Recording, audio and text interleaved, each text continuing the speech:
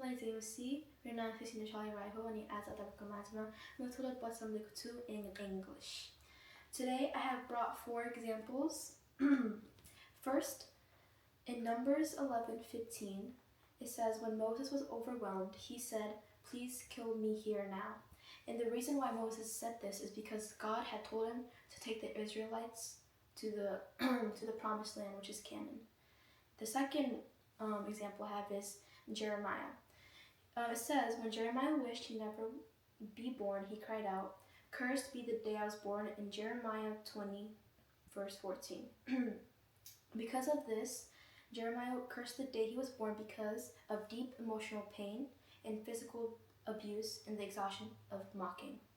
The third example I brought is when Elijah wanted to give up, but he said, "I have had enough, Lord. Please take my life away."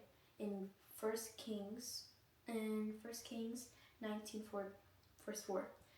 And the prophet Elijah asked God to take his life because he was suffering from severe physical, mental, and emotional exhaustion after fleeing a death threat from Queen Jezebel.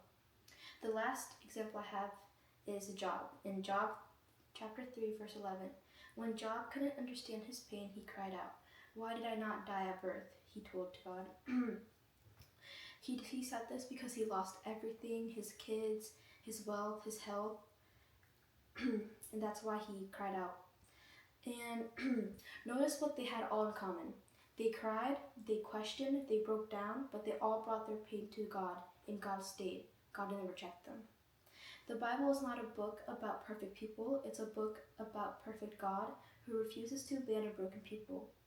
God never hid emotional collapse of his servants. What stands out is that God corrected them, straightened them, fed them, spoke to them, and continued using them.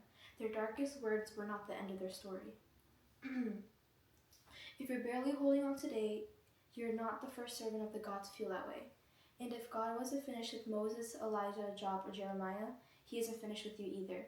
Your darkest chapter is not the end of the story. And also, God has never required perfect strength from the people he calls, only hearts willing to bringing him everything to him. That's all I have, Stacy.